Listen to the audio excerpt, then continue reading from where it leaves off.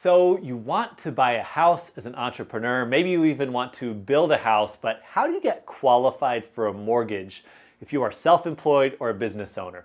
This is near and dear to my heart because we just finished building our dream home, and I'll just tell you, the dream home was not a dream process when I was working with the banks. I had to learn so much as an entrepreneur getting a mortgage, and I'm here to tell you all the details of what you need to do to feel well prepared as you get your next mortgage as an entrepreneur.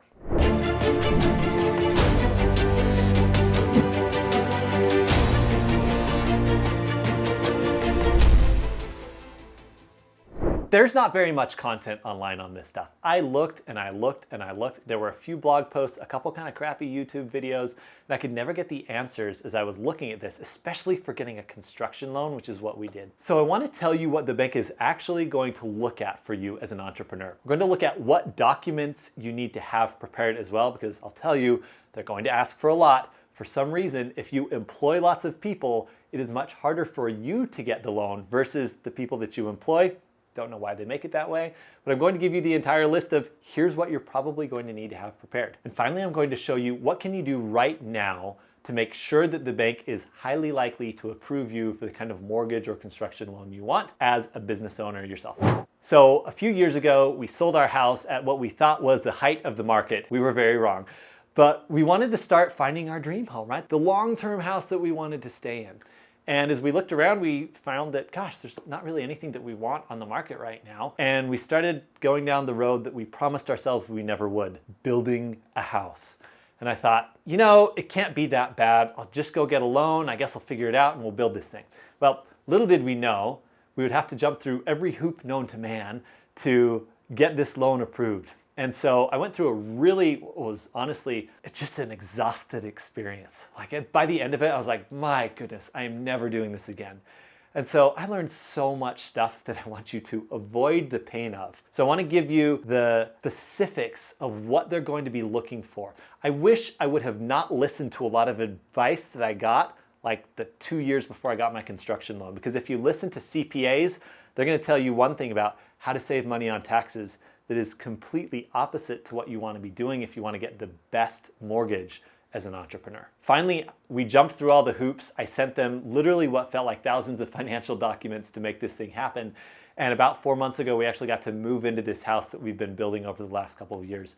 And I will just tell you, now that I'm in, it is so worth it. I just love the place that we're in. We want to stay there forever. Now that I think back to all those hoops that I had to jump through, I want to try to save you a bunch of time. Is that cool? So let's dive in and see what can you do to be better prepared than I was going into your next mortgage. All right, so let's look at the 4 things that a bank really cares about and that they're going to put you under the microscope for as you're getting a mortgage. By the way, I don't want to scare you on this stuff. It's not all that terrible, especially if you're prepared. And by the end of this video, you're going to feel so much more confident. So let's look at number 1. Well, they want 2 years of business history. How did they get that? Tax returns. So they're going to ask you for each of the last 2 years that you have completed returns. So you might want to have your tax returns done and ready.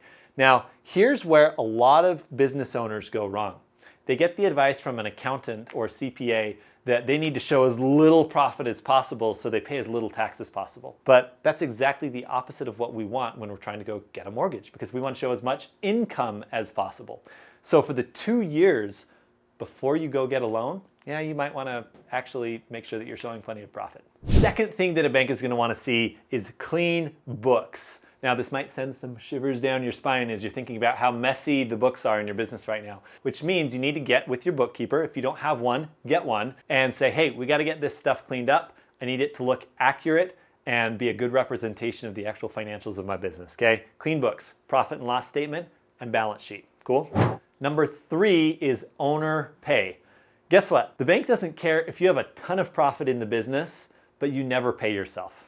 Why? Well, the business isn't paying the loan. You are paying the loan. And so they want to see consistent owner pay. Well, that might be a problem for you if you felt like, I want to keep all the profit in the business and I don't know what to pay myself. Well, then you should watch our channel. You should subscribe because we tell you exactly how much you can pay yourself if you're being a responsible business owner. But if you're not doing it, the bank's going to ding you for it. Finally, they're going to ask for I'll just call it literally every document ever. It will feel like you're sending them everything that has ever been recorded in the history of your business, which is why you need to have a good bookkeeper. So they're definitely going to want to see those P&Ls, the balance sheet. They also want to see bank statements. They will probably ask for the last 3 to 6 months of your personal and business bank statements. So start getting those printed out. Then they'll also want to see credit card debt, both personally and in the business. So you might need to send them credit card statements. I'll just tell you, there were documents I didn't even know existed that they were asking for when I went through a construction loan process. So specifically, if you're looking to get a construction loan as an entrepreneur, all of these have to look clean and ready. And the longer it takes you to get these documents, the longer it will take you to get your loan. So please get your books ready right now so that you can send them off to your loan officer as soon as they ask for them. All right, so now you might be wondering, this is all great, I've got all my documents, but how much will I get? How much loan will they allow me to take? And how much house can I ultimately buy? Well, it's all going to center around 2 key numbers, but the biggest one that matters for you is called debt to income ratio. Let's look at it here at a deep level. All right, so debt to income ratio takes 2 numbers into account. The first one being debt. So this is how much do you have in total monthly debt payments personally. So you would need to tally up credit card payments every month, student loan payment, car payment, any other debt that you owe to someone else. They will put that in here as a monthly amount, okay? Then they will take your total household income. So if you have a spouse, they'll add your spouse's income in here if they are also on the loan. If you have another job or another source of income, they will also add that in, even if you have rental income. And they will put all of that into one giant lump, and then they will divide these, debt to income. So let's say in this example, you have $4,000 a month of debt payments once you factor in the mortgage, and you have income of 10K, this would be a 4/10 or 40% debt to income ratio. This is the number that completely determines how much they will let you pay each month for your mortgage. What are the factors that you're in control of? Well, number one, if you can pay down debt early before you go apply for the mortgage, then we might want to do it. I talk a lot about on this channel the priorities scale, knowing how much you should keep in the business versus how much you should keep personally. This is a time when you might want to look at your priorities scale and say, gosh, I have a ton of money over here in the business, but I've got this personal debt. Maybe for a time it makes sense to take some money out of the business if you have enough to pay down some of this debt, because they won't care if you have $1 million sitting in the bank, but you have this personal debt sitting here, right? Take that $1 million in the business bank account, pay some of that debt down so that we can improve our debt to income ratio. The second way that we can improve our debt to income ratio is improving our income. So what do they count as income for a business owner? Well, remember that at the end of the day, the way that the government sees you is the way that the bank will see you. They're going off of tax documents. And not only are they looking at the last 2 years, but they're looking at this current financial year and how much you've been making, because they want to see consistency in the business. And so they're actually looking at profit, because that is what passes through to you as an owner. Now, how do they actually get to this income number? Well, they're taking the average of the last 2 years of your tax returns. So if you had $100,000 last year and $150,000 this year, they would take the average of those, which would be $125,000, and that's what they'll assign you as income for your debt to income ratio. So ideally, banks like to look at debt to income ratios of somewhere around 40 to 45%. What I recommend doing is calling around to the different banks in your neighborhood or in your area. I'll just tell you, as I went through our construction loan process, I literally looked up every single bank, lending institution, hard money lender. I looked at every single lender to see, in our case, who offered construction loans.